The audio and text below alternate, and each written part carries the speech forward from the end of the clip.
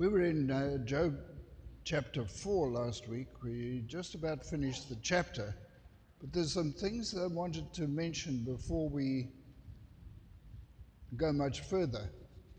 Eliphaz is the first of the guys to talk, and there's something about the nature of the dialogues that I'd like to mention. That let's see.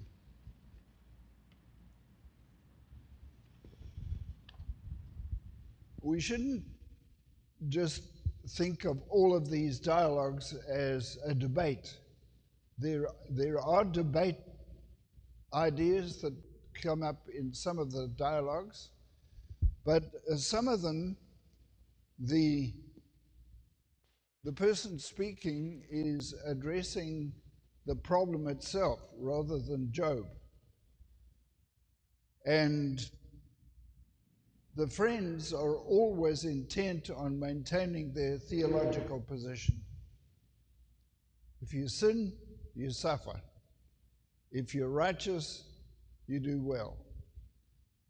And then also you'll notice that for a lot of the time, Job does not complain about his condition. Sometimes he does.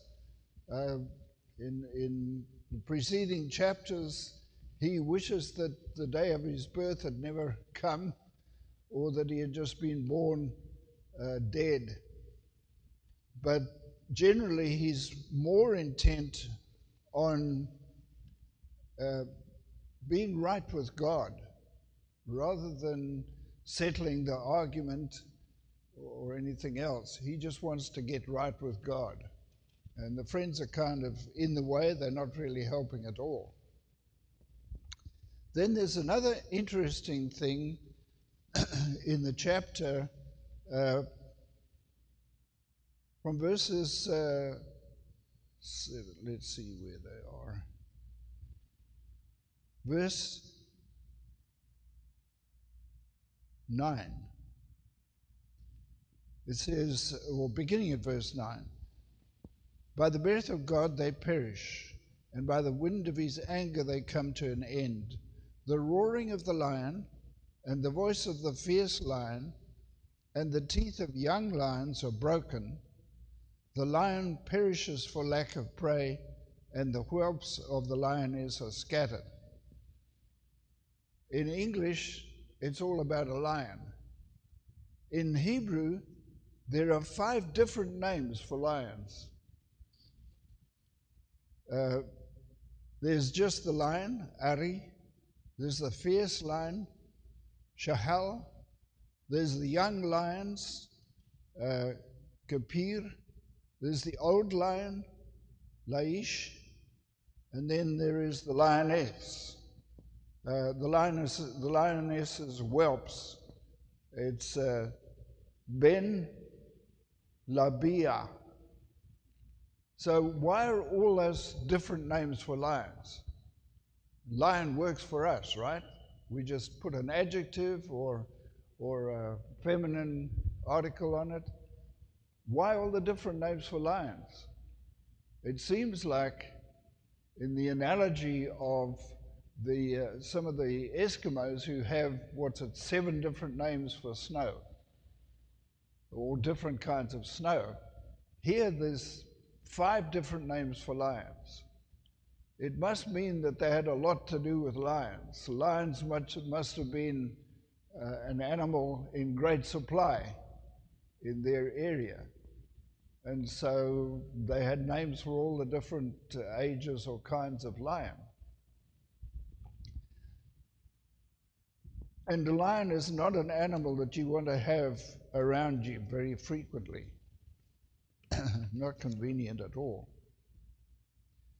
Okay, we're going to go on to chapter 5. This is Eliphaz continuing his argument. And we're going to find as we go on that a lot of the arguments are over fairly quickly.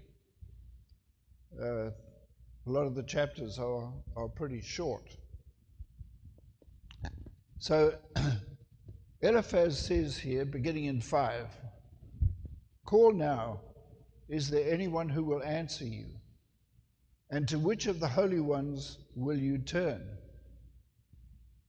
So he's telling Job that Job wants to have this out with God. He wants to confront God with his arguments and say, why did I end up like this? Is this the end for people who are trying to follow you?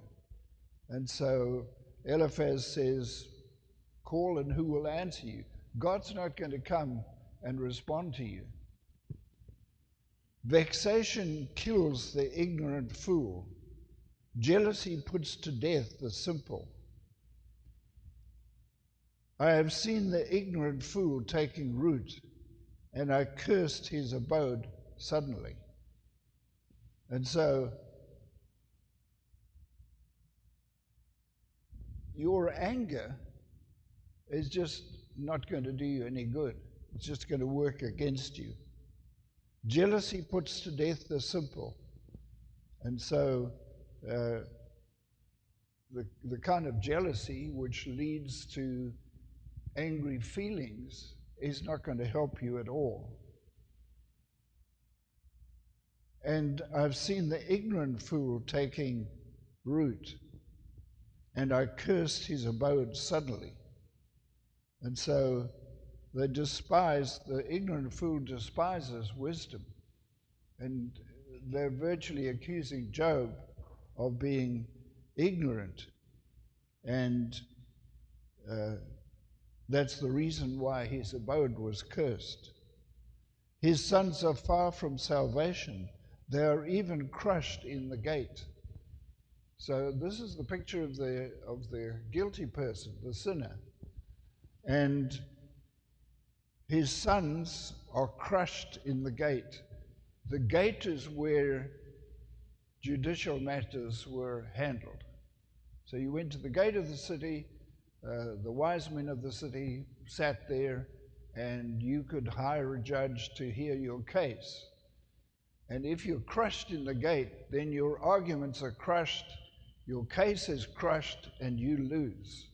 And so you're the kind of person who is going to be crushed, and your sons are going to be crushed. There is no deliverer. So all of these aspersions are cast against Job. His harvest the hungry devour, and take it to a place of thorns, and the schemer pants after their wealth. In other words, your crops are going to be robbed by people. Even, it says, they take it to a place of thorns. Apparently they used to put what they call in Africa a boma of thorns, thorn trees, thorn bushes. And these are piled 8 to 10 feet high around their crops. And that's the kind of barrier through which no robber is going to pass very easily, if he can pass at all. But these robbers are not only going to take the crops, but they're going to pull the thorns aside, and anything that grew up in the thorns, they're going to take as well. The schemer pants after their wealth. So you just put yourself in a victim status by some actions that you've committed that make you a sinner and the prey to all of these people. Wickedness does not come out from the dust, nor does trouble sprout from the ground. Nothing comes out of the dust unless you sow some seeds there. And the bad things that are happening to you don't just spring up from nothing. There is a cause. You planted the seeds of sin in your life, and now it's sprouted up, and you're suffering. You're harvesting the crop. And so, nor does trouble sprout from the ground. So, the results in your life, the loss of your kids, the loss of your animals, the loss of your houses, and crops, all of that is the result of something that you've done. You need to find out what it is, own up, and make it right with God. Man is born for trouble as sparks fly upward. Now Eliphaz really gets on his high horse. As for me, I would seek God. So I'm the person who knows everything. I know what you need to do. I know that you must have done something. I would seek God, and I would set my case before God, who does great and wonderful things, wonders without number. So this is his recommendation to Job. Get your case together and go before God. And these are the wonderful things that God does. He gives rain on the earth, sends water on the fields outside, so that he sets on high those who are lowly, and those who mourn are lifted to salvation. In other words, you need some humility, Job. And looking at the language he uses, he's not the one to say that Job should be humble. He frustrates the thoughts of the crafty so that their hands cannot attain success of sound wisdom. And so the crafty people, God catches them out. They can't be so crafty that they're going to fool God. And so, Job, you cannot fool God. He catches the wise with their own craftiness, and the counsel of the twisted is quickly thwarted. He knows what you're up to. You can't be so crafty that God will be fooled. By day they meet with darkness and grope at noon as in the night. So the way of the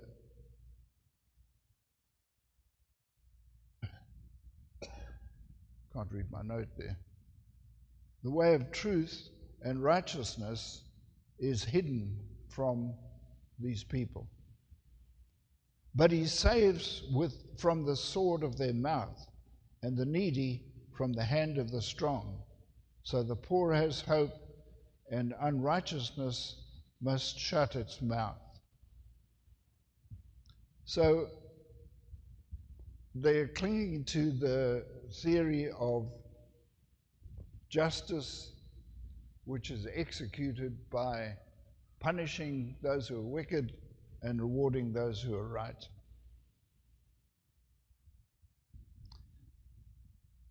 But now he turns to a different note. Behold, how blessed is the man whom God reproves. So do not reject the discipline of the Almighty. There's his theology spelled out. Don't neglect what's happening. Don't dismiss what's happening as some unjust thing that's happened to you. For he inflicts pain and gives relief. He wounds, and his hands also heal. So God is pretty even-handed. He's going to do the right thing. And he wounds, but he will also heal. So there's a possibility of healing for you.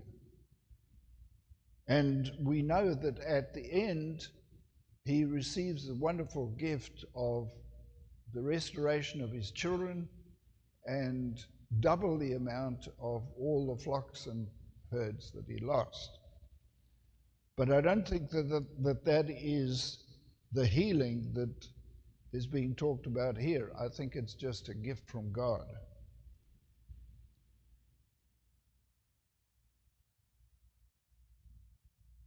Verse 19, from 6 distresses he will deliver you, even in 7 evil will not touch you. This is what they called a numerical saying, and it's just a way of getting your attention. So from 6 distresses and even in 7. And there are some numerical proverbs as well, the things that are wise and so on. And he numbers them. You know, there are 6, even 7. It's just a matter of getting your attention. In famine, he will redeem you from death, and in war, from hands with swords. You will be hidden from the scourge of the tongue. You will not be afraid of devastation when it comes. And so the man whom God has reproved, who has responded to God's reproof, is going to be blessed in all of these ways.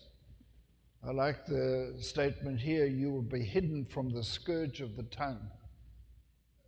The scourge of the tongue, I think, is related to gossip that is spread about you, or lies that are told about you. And that can harm you very deeply, more deeply than you imagine. Then 22, you will laugh at devastation and starvation. You will not be afraid of the beasts of the earth. Now, a somewhat obscure saying, your covenant will be with the stones of the field, and the beasts of the field will be at peace with you. A lot of people are puzzled about this covenant with the stones of the field. And the best answer to that is that he's probably saying that the stones of the field will not cause your crops to be poor. So he's made a covenant or an agreement with the stones of the field. You know, I'm going to sow my seeds here, and you're not going to disturb their growth. So everything's going to grow fine. That's the best guess. Nobody really knows. You're free to make your own guess at what that might be talking about. You will know that your tent is at peace, for you will visit your abode and fear no loss. You will know also that your seed will be many, your offspring as the vegetation of the land. You will come to the grave in full vigor, like the stacking of grain in its season. In other words, you will be really fit and well up to the time of your passing, and it'll be just like the shooks of corn, which are stacked when they're fully ripe.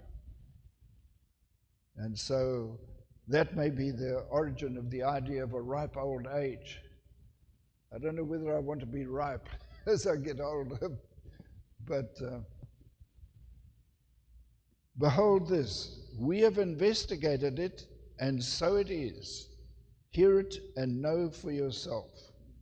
And so this is the conclusion of Eliphaz and his companion. So they have conferred on this, and we have investigated it, and this is what we find by wisdom, and so it is, and we're right. So this is the right thing to believe. You've got to put your life in order according to this system of justice. And that means you've got to confess your sin and be right with God. Yeah, you have a question? Eliphaz was a Teman, right? Yes. Okay. I looked up Teman, and it was supposed to be a place that was associated with wisdom. Yes. And, you know, when you listen to what he's saying, he thinks he's speaking wisely. Yeah. But it seems to me that there's a judgment that he's already made about what Job's writing. Yeah.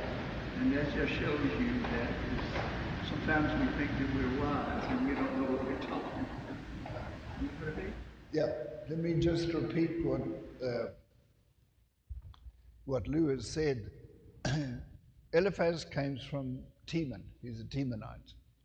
And Teman was associated with wisdom. It's a place where wisdom either was taught or acquired in some way.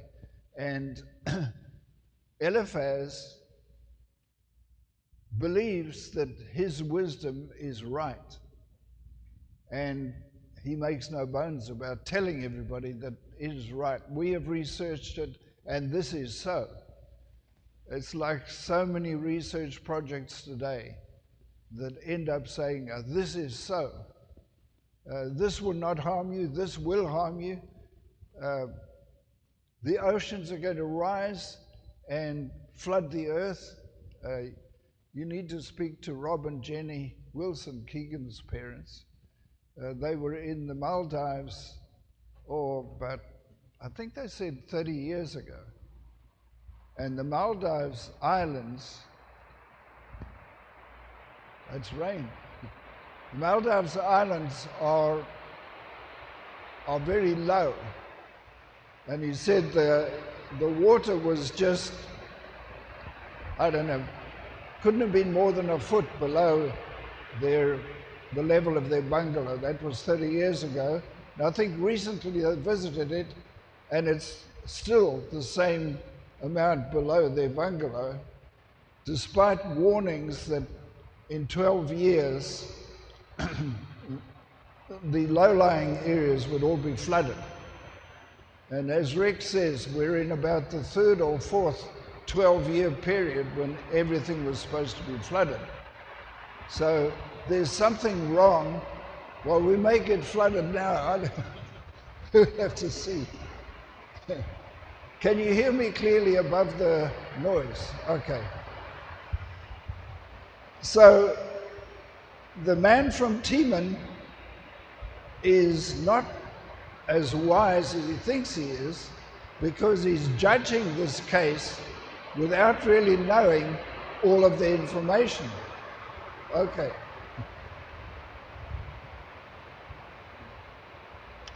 In chapter 6, Job is going to answer Eliphaz. It says Job answered, and really the Hebrew word indicates that he is giving a response rather than actually an answer.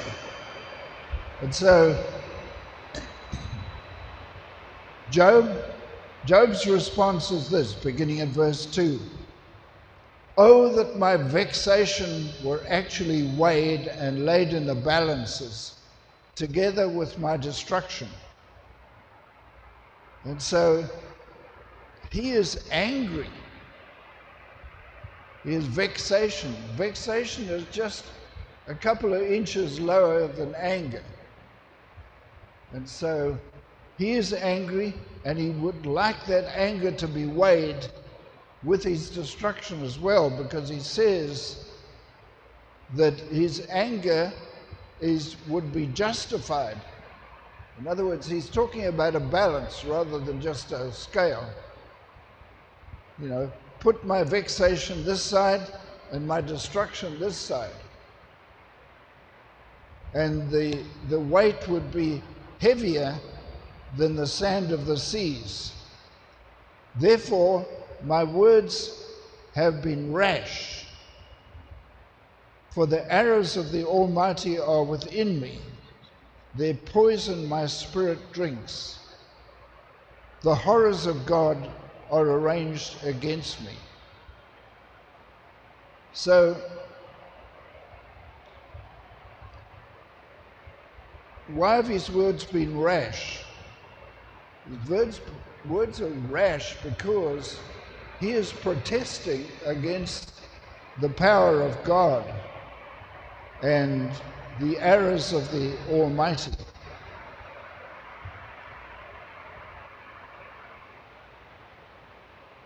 The horrors of God are arranged against me. Then he says, verse 5, does the wild donkey bray over his grass, or does the ox low over his fodder? Can something tasteless be eaten without salt? Or is there any taste in the slime of a yoke? My soul refuses to touch them. They are loathsome food to me.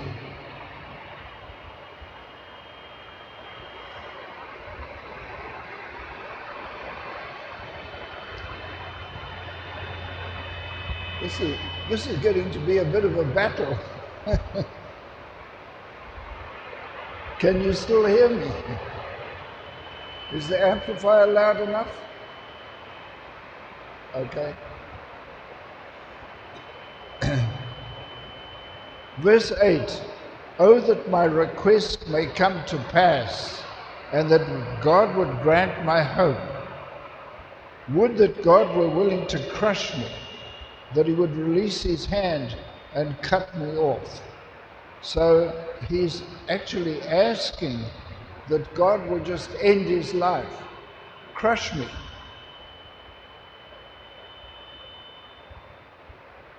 Release his hand, cut me off.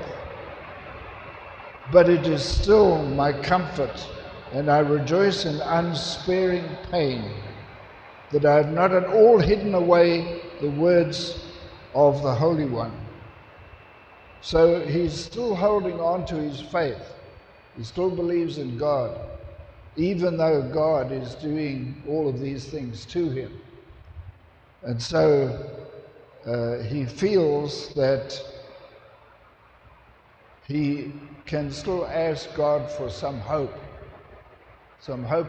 of redress for all that he's suffered. What is my strength that I should wait? And what is my end that I should endure? Is my strength the strength of stones, or is my flesh bronze? Is it that there is no help within me, and that the success of sound wisdom is driven from me? So, how am I going to hold on? What kind of strength can I call to make me endure? Or is it that there is no help within me, and that the success of sound wisdom is driven from me? So where do I stand? Do I have any strength left? Or is all wisdom driven from me?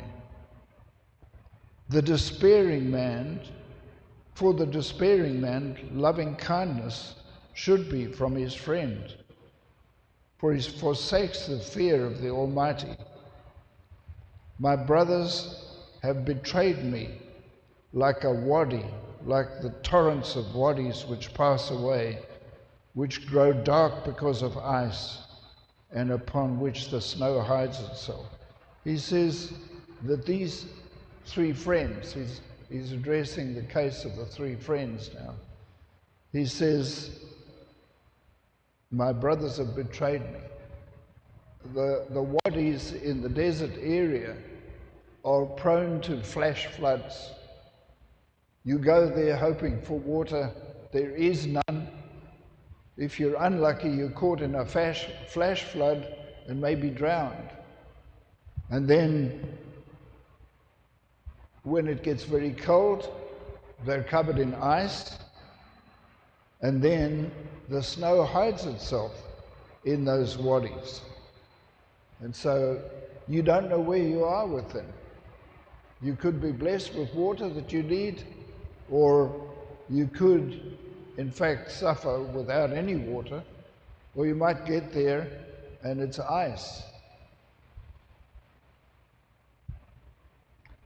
Verse 17, when they become waterless, they are silent. When it is hot, they vanish from their place. The paths of their course wind along. They go into a formless place and perish. So very often they will flood out onto the desert and just dry up. So they're things you cannot trust at all. And he said, this is what my friends are like. I hope for some refreshment from them. I hope for some encouragement from them.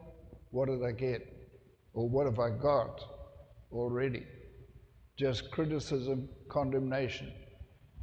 And he must have guessed that the companions to Eliphaz would be carrying on in much the same light, because they were all together. They waited those 7 days, they did nothing, and perhaps discussed among themselves what kind of plan they could conceive to get Job out of this mess by informing him of his unrighteousness and helping him to recover. And so this is his call to the friends. Instruct me, and I will be silent. Cause me to understand how I have erred.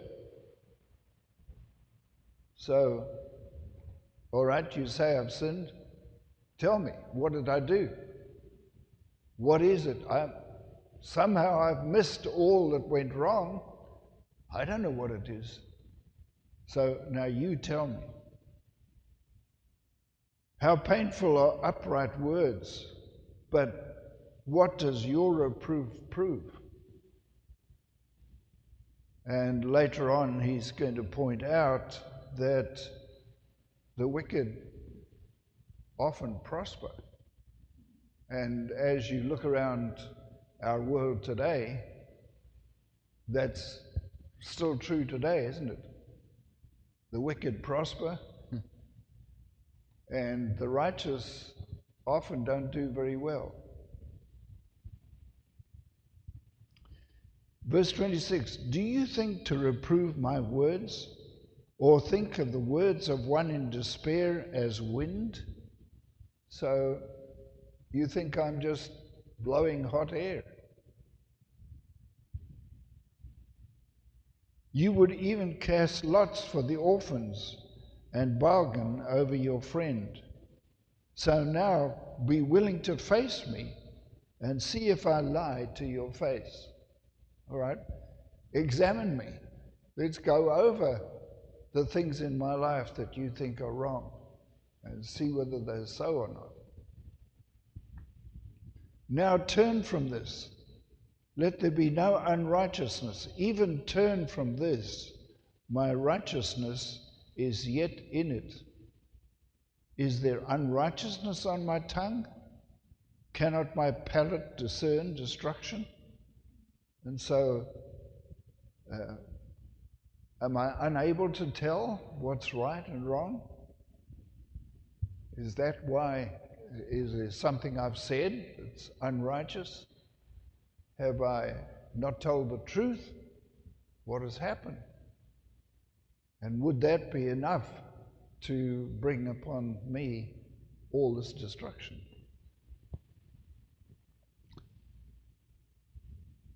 In the original documents, apparently, there is no paragraph or chapter division right here after verse 30. But our division into chapters and verses was inaccurate in this place, as it is in many places, Old and New Testaments. Old Testament passages often are cut off before the chapter concludes, or even where the chapter should continue a couple of verses into the next chapter. And so while this division into verses and chapters is a very, very useful tool for locating a statement and telling a person where to find it, it's a wonderful tool for that. But as far as helping us understand the text, it's a mess. Chopping everything up into verses with a space in between confuses us if we're used to reading paragraphs and chapters, because often the context is just chopped off at the end of the verse, and we'll quote to the end of the verse and think we've made a great point, and continuing to the real end of the paragraph will often counteract the argument we're trying to make by quoting this one verse. So As far as locating passages for other people, wonderful.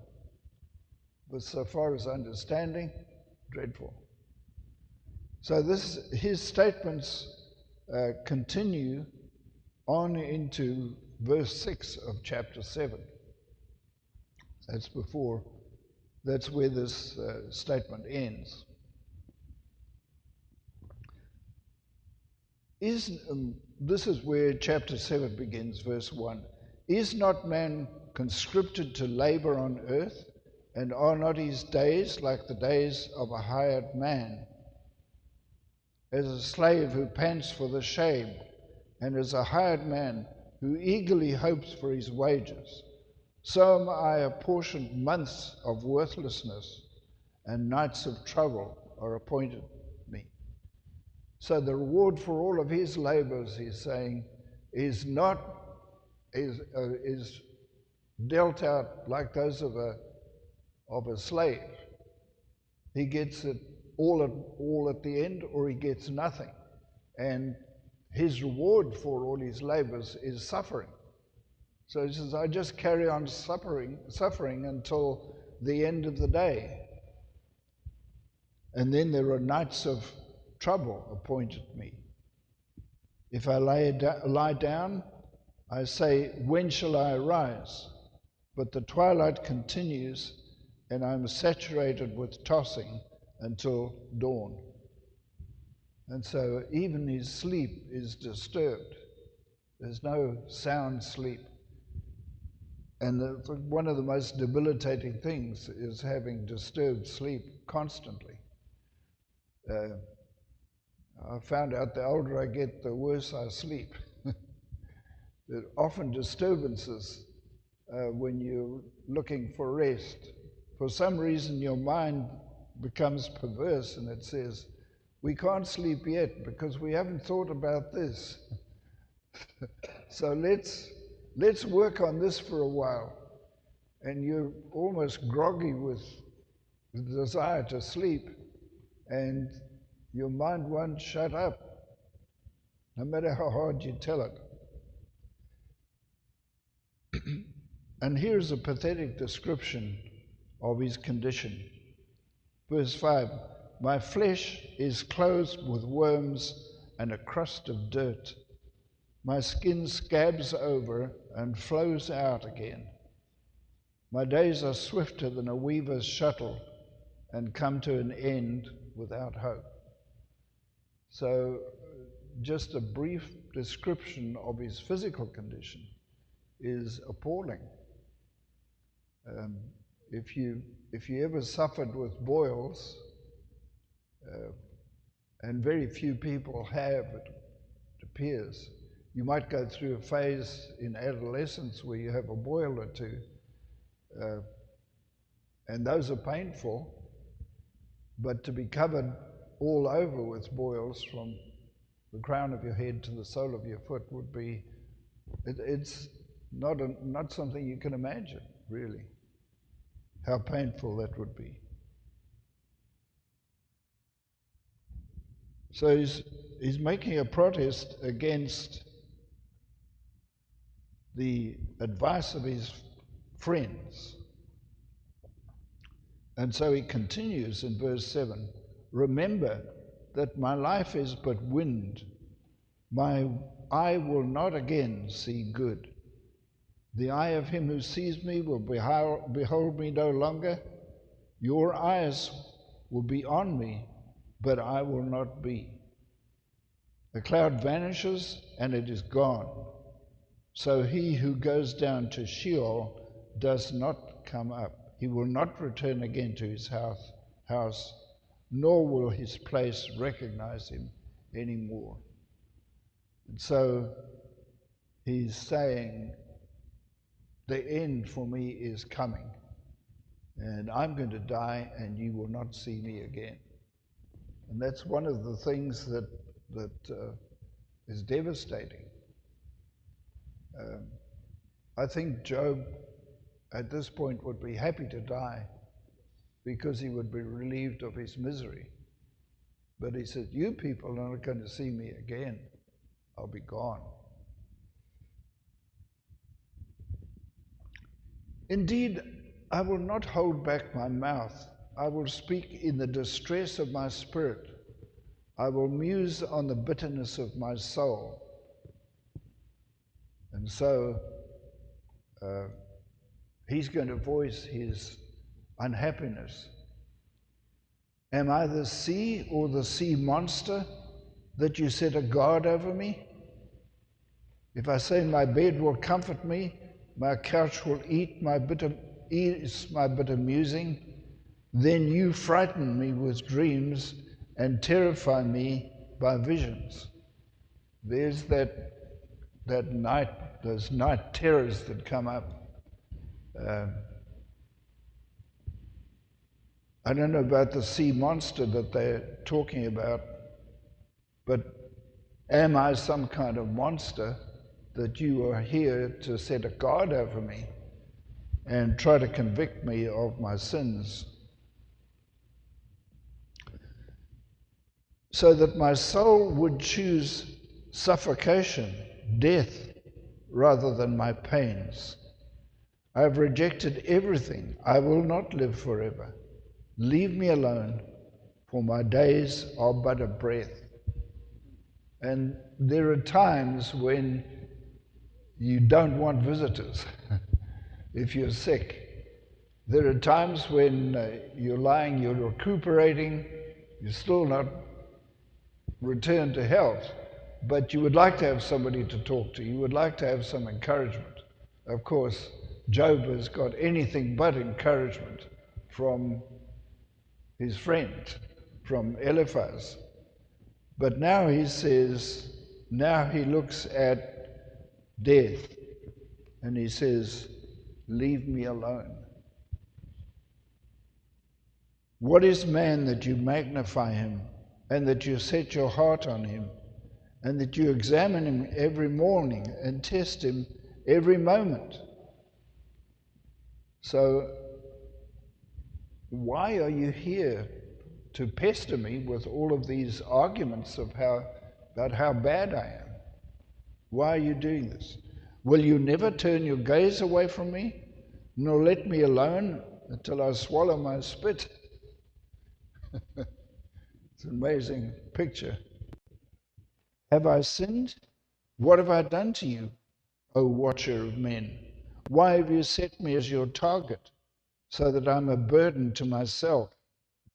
Why then do you not forgive my transgression and take away my iniquity?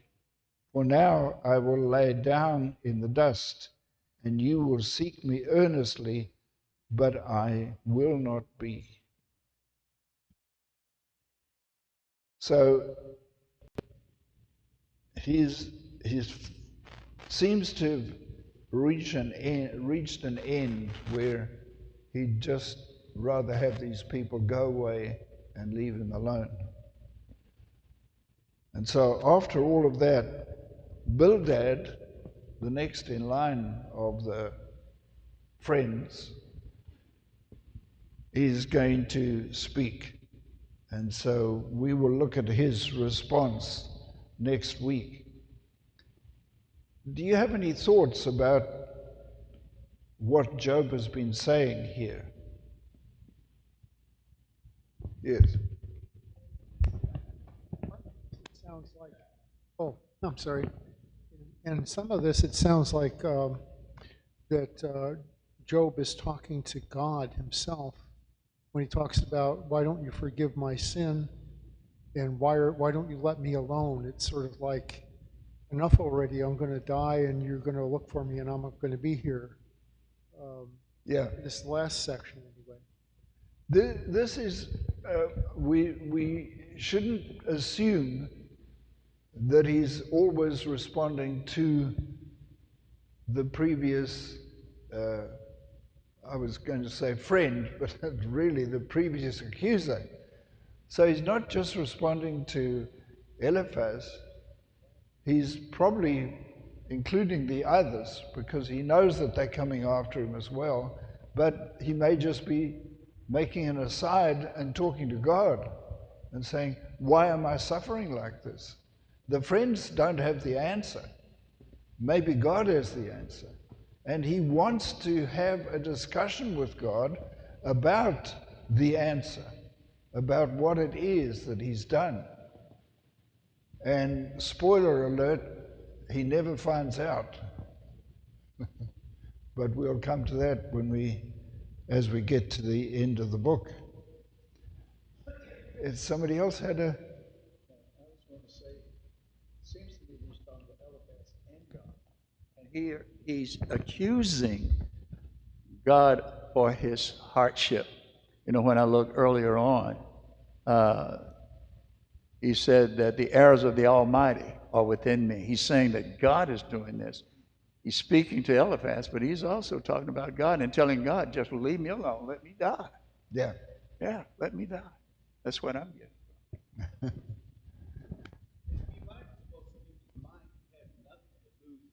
Point.